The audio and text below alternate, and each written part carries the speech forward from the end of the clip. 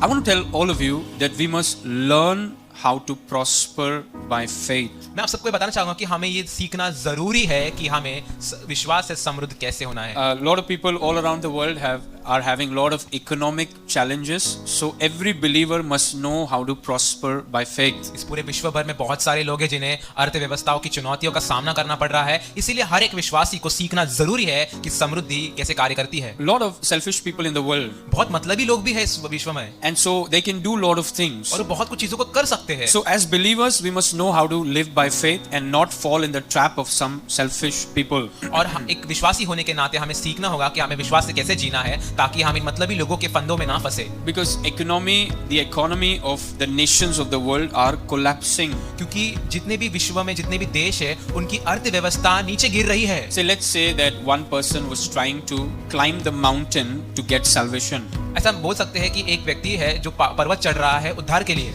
He is trying to do many things for salvation. वो उद्धार पाने के लिए बहुत सारी चीजों को कर रहा है। And then you come and tell him you don't have to do so many things for salvation. You'll get it by faith. और आप आकर उनसे कहते हैं कि आपको ये सब चीजें करने की जरूरत नहीं है उद्धार के लिए, आपको वो विश्वास के द्वारा भी मिल सकता है। So same thing for prosperity. तो वैसे ही ये समृद्धि के लिए भी है। We must learn how to prosper by faith. We must learn it. हमको सीखना होगा कि हमें समृद्ध विश्वास के द्वारा कैसे होना है, हमें सीखना होगा। If you're depending on someone, अगर आप किसी और के ऊपर निर्भर है, that person can go. वो व्यक्ति जा सकता है। If you're depending on yourself, अगर आप अपने खुद के ऊपर निर्भर है, what will happen when you get, after a time when you get retired, how will you depend on yourself? आप जब रिटायर हो जाएंगे, आपका वह हो जाएगा, तब उसके बाद आप अपने ऊपर कैसे निर्भर रहेंगे? So all of us must learn how to prosper by faith. इसलिए हम सभी को ये सीखना जरूरी है कि हमें विश्वास से कैसे समृद्ध होना है। If salvation comes by faith, अगर उद्धार विश्वास से आता है, if healing comes by faith, अगर चंगाई भी विश्वास से आती so है, prosperity comes by faith. तो वैसे ही समृद्धि भी विश्वास से ही आती है। The more you depend on yourself, the more frustrated you will be.